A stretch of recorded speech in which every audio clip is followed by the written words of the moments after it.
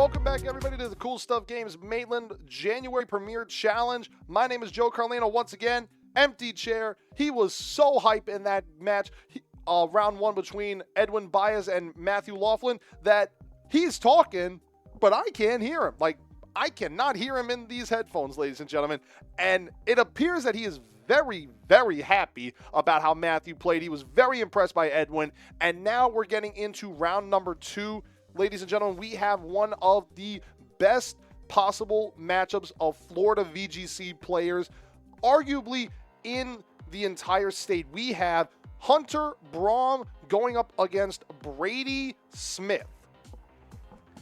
And guys, this is going to be an incredible matchup. Both these trainers are 1-0 currently in the Premier Challenge. Hunter and Brady also recently participated in the Charlotte Pokemon Regional Championships, the largest regional championship in Pokemon history, with over 830 Masters players at the start of round 1. Brady Smith ended up day 2ing the Charlotte Pokemon Regional Championships, while Hunter Braum finished at 6-3.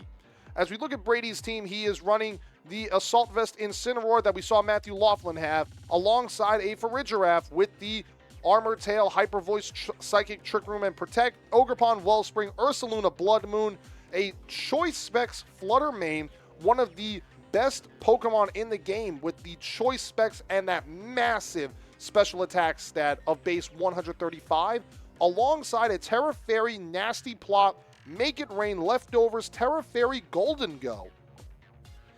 And this is a really good team, ladies and gentlemen. Brady Smith is one of the premier VGC players in the state of Florida, with multiple top cuts and a couple of regional wins under his belt. But Hunter Braum is no slouch in his own right, and his team is rocking a very unique sand core, ladies and gentlemen. He is running Banded Tyranitar with Rock Slide, Knockoff, Brick Break, and Terra Blast Fairy, a Terra Stellar Excadrill with the Focus Sash, which will gain a 1-turn boost on High Horsepower, Iron Head, and X-Scissor when clicked for the first time by virtue of that Stellar Terra, alongside a Farigiraf with Psyshock, Dazzling Gleam, Helping Hand, and Trick Room, a Choice Scarf, Galarian Zapdos, another Incineroar, rocking the Terra Ghost with the safety goggles.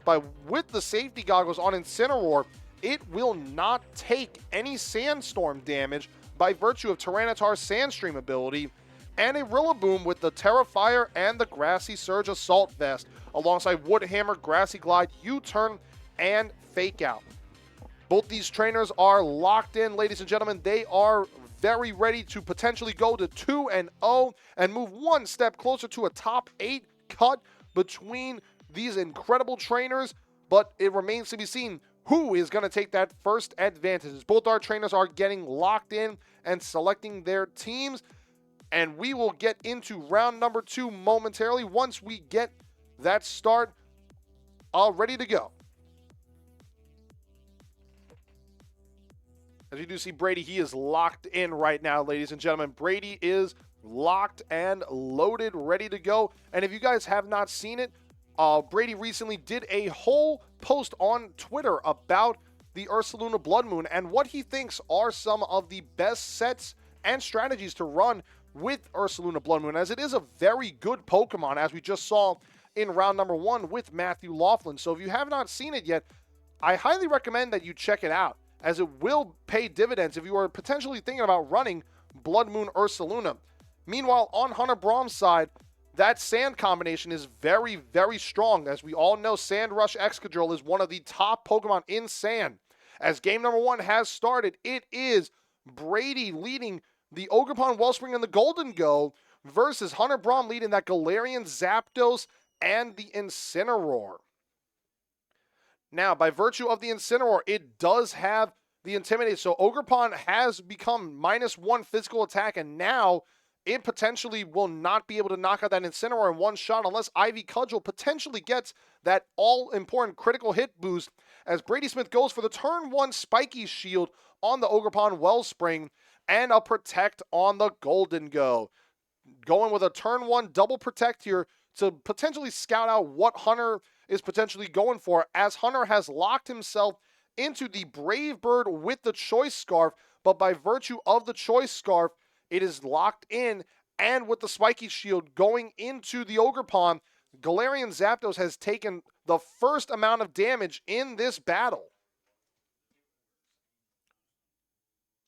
So now it remains to be seen what Hunter and Brady are going to decide for turn number 2 here at this Premier Challenge round 2, game number 1, as Hunter is potentially thinking about going for a knockoff here into the Golden Go to potentially remove those leftovers, which will be very important in Golden Go's survivability throughout this tournament.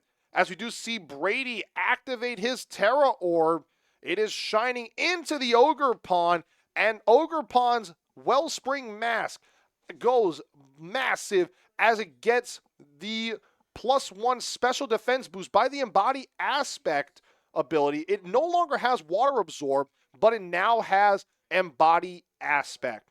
As Hunter Braum also activates his Terra Orb into Incineroar, and Incineroar becomes a little ghastly as it turns into a Terra Ghost by virtue of the Terra Orb. And Zapdos goes for the Brave Bird into the Ogerpon slot. It is not super effective anymore, but it does do big damage into the Ogerpon here, as Ogerpon goes for that Ivy Cudgel into Incineroar, and it brings it down to just under 50%. Gholdengo goes for the Make It Rain, and it does not knock out either Incineroar or Galarian Zapdos, but the knockoff comes out into Gholdengo and brings it down into the red, but those leftovers are now gone. An insane turn just now by Hunter Braum, being able to live that Gholdengo's Make It Rain, but also living that Ivy Cudgel. And Incineroar switches out here. In comes Rillaboom, activating that Grassy Terrain. So Grassy Terrain is now on the field. Gholdengo and Ogerpon will get recovery here. Ogerpon goes for the Follow Me, which redirects any attacks into Ogerpon slot, but Galarian Zapdos goes for the Brave Bird and knocks out the Ogerpon. Brady has lost his Ogerpon, has lost his Terra Pokemon for the remainder of game number 1, but as Ogerpon takes down by the virtue of the Brave Bird, Galarian Zapdos, the recoil takes it down as well, and Gholdengo now can go for a single target Make It Rain, which does decent damage into Rillaboom, despite the special attack drop from the previous turn by virtue of the single target as opposed to a spread move that that Make It Rain is normally in a VGC battle.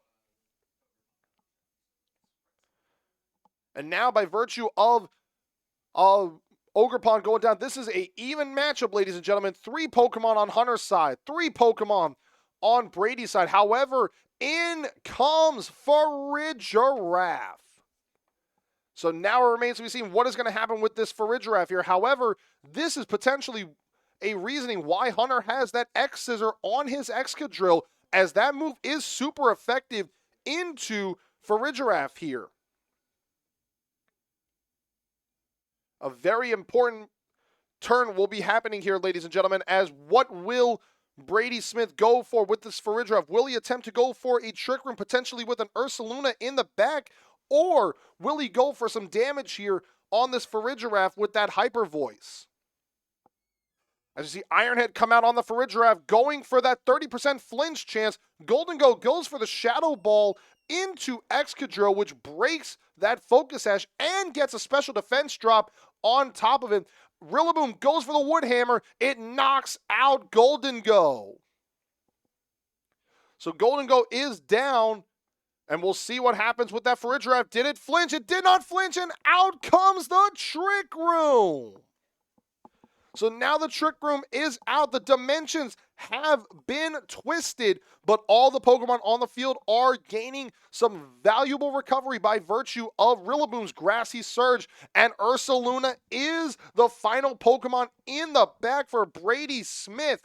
However, this Farigiraf does have the ability to go first by virtue of the Trick Room alongside that Ursaluna Blood Moon, which is carrying the Life Orb, so it could potentially do major damage on any one of Hunter's Pokemon as it goes for the Blood Moon into the Rillaboom slot, and Rillaboom survives the Life Orb Blood Moon, but it will not take this double up here, and Rillaboom goes down to the double attack.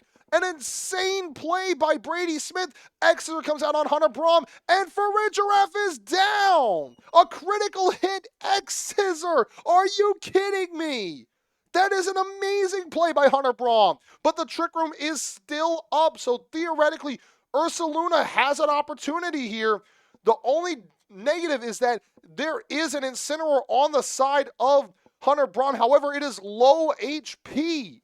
And by virtue of Ursaluna's Mind's Eye ability, it will still be able to attack it with those Hyper Voices. That is an amazing play by Hunter Braum, but there is still a possibility that Brady Smith will be able to force this game too, as he goes for the Protect into the Blood Moon Ursaluna to potentially scout out a Fake Out here. That is the play from Incineroar. And Incineroar will not be able to do the Fake Out here. Iron Head comes out on the side of Hunter Braum into the Ursaluna, which is protected. Ursaluna gets that recovery, and it is back to full health here.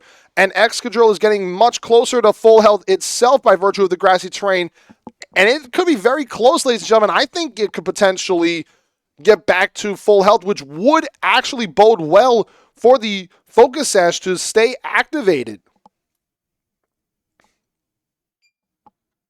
And we see Ursaluna go for the Hyper Voice, doing massive damage on Incineroar and Excadrill, but Incineroar goes down.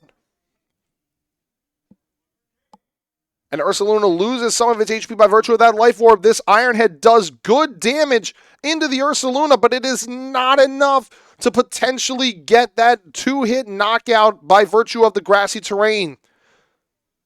And with one turn of Trick Room left, there is still a potential out for Hunter Braum here. With this Protect, he is going to stall out the final turn of Trick Room, and his Excadrill will now be the fastest Pokemon on the field for the remainder of this battle. So it potentially can come down to that Iron Head 30% flinch chance that will be the deciding factor in this game one. Will he be able to get that 30% flinch chance? Here comes the Iron Head into the Ursaluna.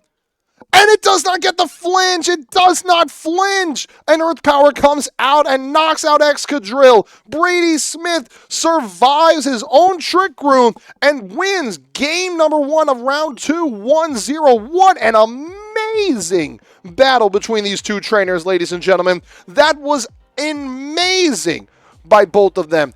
Brady being able to play through his own Trick Room, being able to survive that end of Trick Room and not get flinched. That was Hunter's only out, was potentially getting 30% flinch from that Iron Head. It was an amazing strategy by Hunter in the late game, being able to get through that Trick Room and have that one chance to potentially force the win on his side of the field.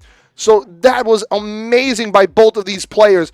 What a set by Brady just now, being able to survive losing his Terra Pokemon on the essentially the second turn of the battle after terastallizing to potentially get that Ogerpon, the special defense boost, while being able to ensure it lived at least one Brave Bird by virtue of removing that grass weakness. So now it remains to be seen, what is Hunter's going to switch up here to potentially force a game number 3 against Brady, because that was amazing. Brady being able to play around that Farigiraf and get that Trick Room up, but by allowing Ursaluna to have a shot at cleaning house with that Life Orb, Hyper Voice, and Earth Power combination. And the Blood Moon, it was amazing that Rillaboom, but that is a virtue of why Terra Normal might be the saving grace on Ursaluna Blood Moon, ladies and gentlemen. Being able to survive that Life Orb Blood Moon, a 150 base power move with the Life Orb and same type attack bonus, not being able to knock out Rillaboom is amazing. That is the side of Assault Vest, and also why sometimes terastallizing could be your friend in that situation.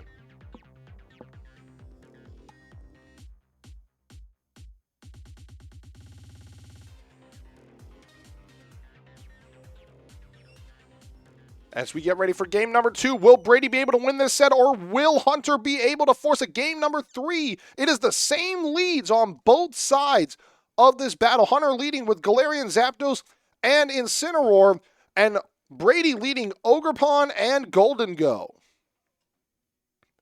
And by virtue of that Intimidate coming off, Gholdengo is -1 attack, Ogerpon is -1 attack, but we have to remember that Ivy Cudgel is still a potential one-shot move with the potential for the critical hit boost that Ivy Cudgel has.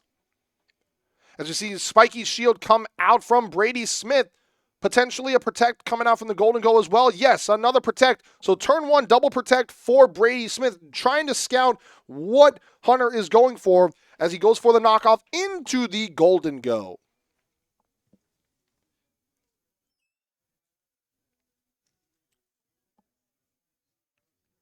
And we see Hunter going for the Woodhammer potentially into the Ogerpon. Brady opts to switch out Ogerpon and brings in Mochi, the Incineroar.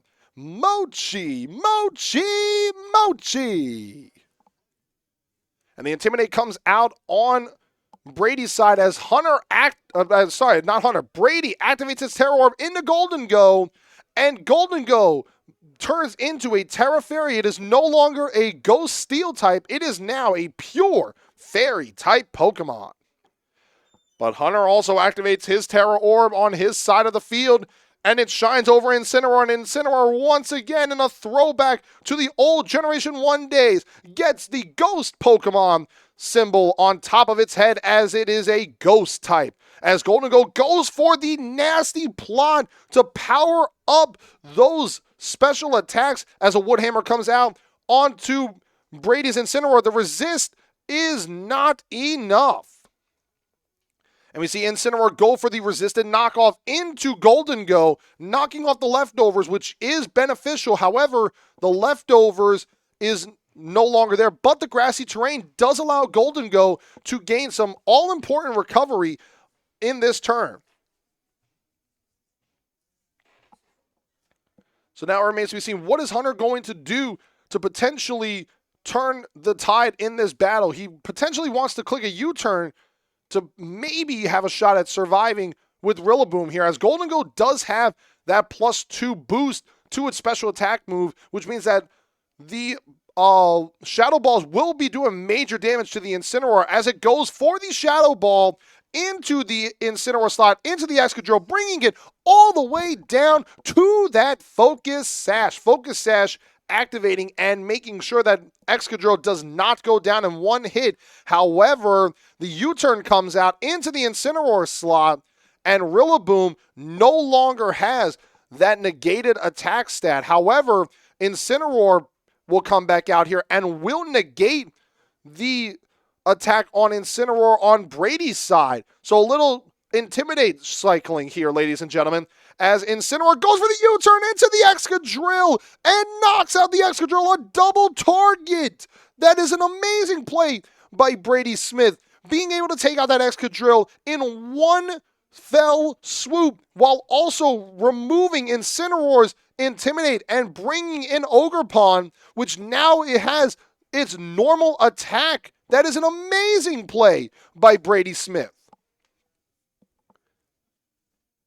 And Galarian Zapdos makes a return onto the field here, ladies and gentlemen. But now with Incineroar out, there is a potential to go for a fake out here. However, there is the threat of the double protect once again on Brady Smith's side, as we saw on the first turn of this battle, to potentially see what Hunter Braum is going to be going for in this battle.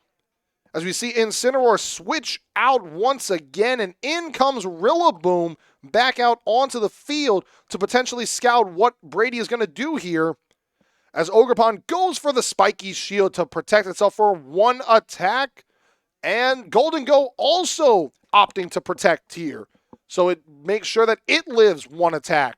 Now, the other thing to note here, ladies and gentlemen, is Brady cannot bring Incineroar in right now, because potentially if he brings in Incineroar, he will give Hunter's Galarian Zapdos a +1 boost to its physical attack by virtue of Galarian Zapdos' Defiant ability, which gives it a +2 attack boost for every time a stat is lowered by an opponent. And we see Ogerpon switch out here, and in comes Fluttermane. So Fluttermane is the last Pokemon on Brady's side, opting to leave the Ursaluna and Farigiraf back in the party, but Hunter goes for the double up into the Golden Go, and 2 critical hits. 1 from the Grassy Glide, 1 from the Brave Bird. It is enough. Golden Go is down for the count. And the grass disappears from the battlefield. So now this Zapdos will not be able to do much. However, that Incineroar does have the threat of fake out pressure as Incineroar comes back out onto the field, and that is a big play by Brady Smith, because now with this Fluttermane out, Incineroar can potentially go for a fake out into the Zapdos slot and go for major damage with the choice specs on his Fluttermane.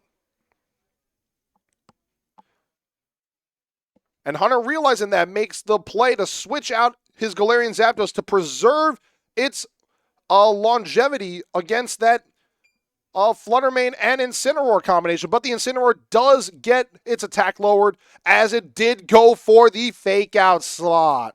And that is a neutral, or not very effective, or not even effective at all, as Fluttermane goes for the Specs Shadow Ball, and it's a one-hit knockout. Incineroar is down. And Rillaboom goes for the U-turn into the Incineroar to fix out its physical attack, which was dropped by 1 stage. So now Hunter has his Choice Scarf Galarian Zapdos and his Rillaboom. Now they are neutral on their physical attack stats, ladies and gentlemen. This is an insane play by Hunter Braum. He potentially has been able to force a game number 3, but Brady still has that Fluttermane. It is full health, ladies and gentlemen. And Fluttermane at full health, there is a potential that it can survive any one attack.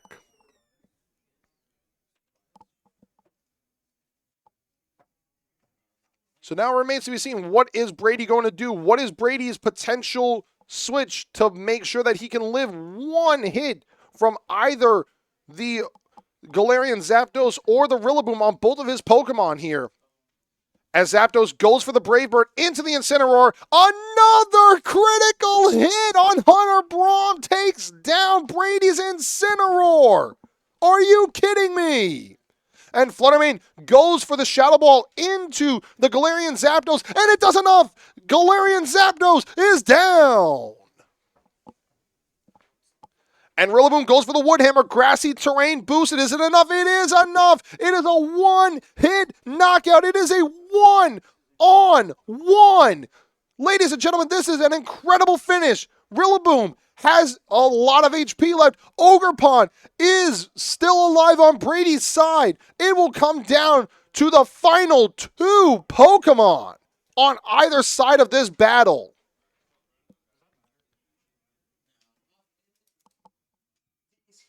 Ogerpon goes for the spiky shield here. It will negate any one attack for this turn. Rillaboom does go for the Wood Hammer into the Ogerpon, and it does protect it while also dealing damage on Rillaboom. But Rillaboom will gain some health back by virtue of its Grassy Terrain. So Wood Hammer will still do major damage on this next turn as Ogerpon goes for the Ivy Cudgel.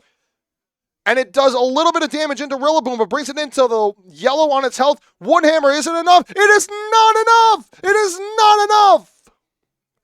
Are you kidding me? It is not enough. This is amazing, ladies and gentlemen. It all comes down to those Grassy Terrain turns. Grassy Glide comes out, and Ogerpon goes down. Hunter Braum has forced a game number 3. What a finish to game number 2, ladies and gentlemen. Hunter Braum just goes to town with Rillaboom, taking its giant Wood Hammer, knocking out that Fluttermane, pivoting around that Incineroar's Intimidate, and being able to force a game number 3. An amazing finish there by Hunter Braum to be able to force game number 3. That was huge on both sides of this battle. unbelievable. Brady was very close to forcing the 2-0 win on his side, but being able to have Rillaboom with that grassy terrain priority. It remains to be seen that maybe there was more than one turn left of that grassy terrain, ladies and gentlemen. I honestly did not count how many turns were left when Rillaboom activated it. So there was potentially a out for Brady there with the spiky shield to potentially remove that grassy terrain, and then Ogerpon would be the fastest thing on the field and maybe would be able to knock out that Rillaboom with an Ivy Cudgel through the resisted hit. So now it remains to be seen what is going to happen with Brady and Hunter. Ladies and gentlemen, this set has been absolutely incredible. Hunter was able to force game number 3 with some incredible pivoting and being able to work around Brady's Intimidate strategy with Incineroar by being able to lock in with Galarian Zapdos on its Brave Bird. So that was an amazing read by Hunter to be able to switch out while risking that attack boost that Rillaboom or that Incineroar gave it, because the fake out that was coming in on that play was enough, plus that Shadow Ball on the flinch with the Galarian Zapdos. But ladies and gentlemen, game number 3 is going to get started momentarily. One of these two trainers is guaranteed to go to 2-0 here in Maitland, Florida. And Brady once again with a switch up on his leads. He leads Farigiraf and Fluttermane. Meanwhile, Hunter, for the 3rd consecutive game, leads the Galarian Zapdos and the Incineroar. Incineroar gets its Intimidate off on turn number 1, being able to lower the attacks of Farigiraf and Fluttermane, who are more known as special attackers. So Intimidate is not very effective currently in this battle. However, Farigiraf goes for the Protect on turn number 1. And the Galarian Zapdos goes for the U-turn. It is protected by the Farigiraf. So now Fluttermane goes for the Moonblast. Choice Specs Moonblast into the Galarian Zapdos. That is a one-hit knockout. And Brady Smith has taken an early 4-3 advantage in game number 3. The Galarian Zapdos is down. However, this Fluttermane is locked into that Moonblast. And out comes the Excadrill here,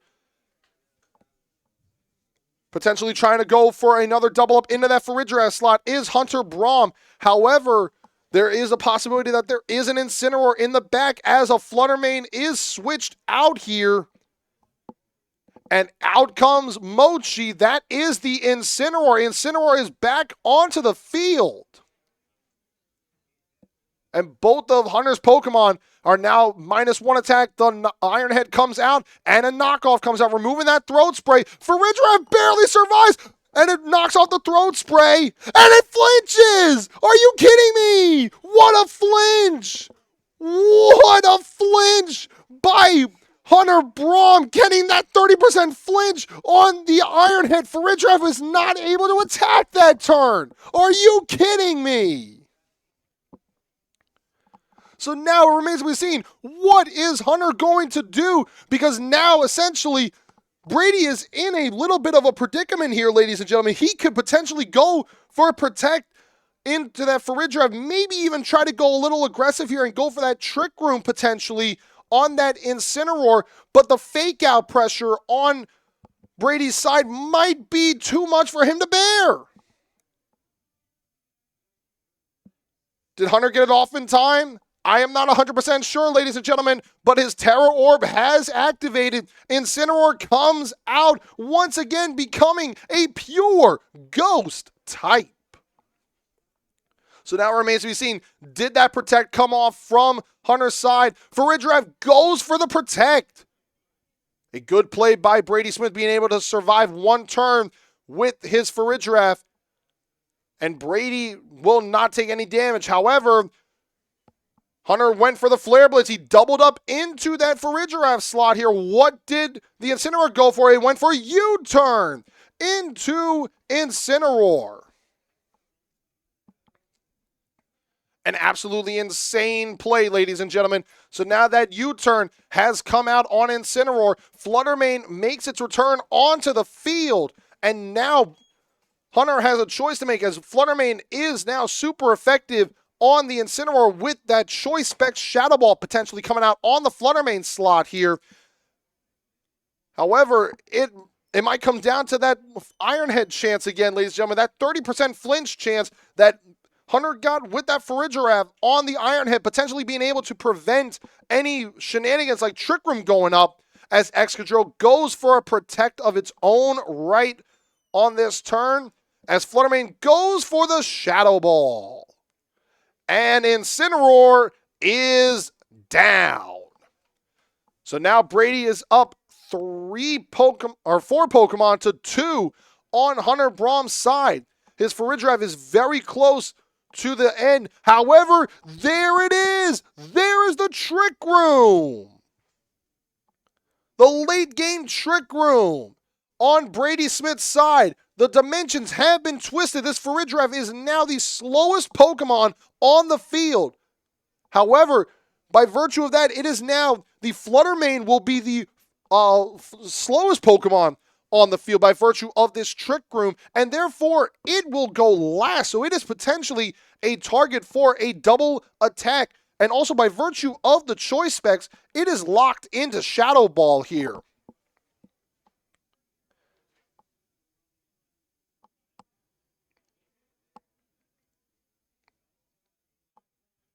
And we see Farigiraf go for a protect here to potentially take out one turn while getting a little bit more recovery from the grassy terrain. Rillaboom goes for the Wood Hammer. It is enough. One hit knockout. Flutter Mane is down for the count.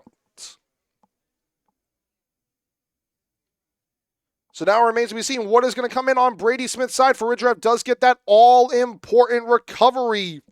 But by virtue of that, Armor Tail still out. While Brady can go for the fake out here, Hunter cannot go for any grassy glides into the Farigiraf slot.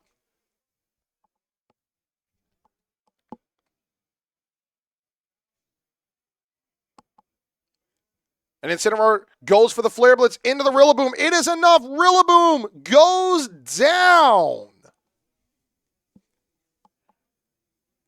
And Incineroar takes recoil from that Flare Blitz. Farigiraf going for the Hyper Voice here, activating that Throat Spray while also, the Throat Spray was negated. I forgot, ladies and gentlemen, it was knocked off at the end of that knockoff turn by Incineroar when it got flinched by the Iron Head. With 2 turns left of Trick Room here, Hunter has a choice to make. What is he going to do here? He's potentially looking over that protect on the Excadrill, but maybe even thinking about going with a risk with a high horsepower. Farigiraf goes for the Psychic into the Excadrill, bringing it down to under 50% health. The Flare Blitz comes out from the Incineroar. Excadrill is down, and Brady Smith has won game number 3, winning the set 2-1. An amazing performance by Brady Smith, being able to pilot through that Trick Room, being able to work around that unfortunate flinch that Iron Head came with by that Excadrill, still being able to get up that Trick Room and being able to pilot around Hunter's team and getting those turns correct, being able to knock out that Rillaboom with the Flare Blitz, the double up into the Excadrill slot. What a set, ladies and gentlemen. Ooh, that was such a good game, guys. Honestly, I mean, Brady using all 6 of his Pokemon effectively throughout all 3 games in this battle, ladies and gentlemen. Meanwhile, on the side of Hunter, we never saw the Tyranitar, and we never saw the Farigiraf on his side. He brought the same 4 Pokemon to all 3 games, and he piloted all 3 games perfectly, as well as he possibly could. Being able to work around that threat of Trick Room and being able to stall it out by not having it go up a turn earlier might have been the ultimate difference for Hunter in game number 3. By getting that Farigiraf to flinch by virtue of that Iron Head, he was able to work around and then knock out that Flutter Mane with that Wood Hammer. However, by virtue of the Intimidate still being out on the side of Brady Smith, the physical attacks of his Pokemon were negated, and therefore he was not able to capitalize on those potential mishaps that were in that battle, ladies and gentlemen. However, that is just why these are two of the best players in Florida. And you saw when Brady was at Charlotte. You saw when Hunter was at Charlotte. They were playing insane. Brady showcasing why he made day number 2 with his team. I'm not 100% sure if this is the team that he ran at Charlotte. However, it showcases that when you play against a guy like Brady Smith, you have to bring your A game. And Hunter brought his A game. The only thing is Brady brought his A+. Empty chair, what did you think of that game? Yep, I thought so. I agree with that game. I agree with that thought. It was a very good game. And look, he actually said words. He said words. I can't believe it. I got words out of him. I got more words out of Empty Chair for that game than Red has in 28 years of playing video games. We're going to take a short break, ladies and gentlemen, and we will be back with round number 3 of the Cool Stuff Games Maitland January Premier Challenge.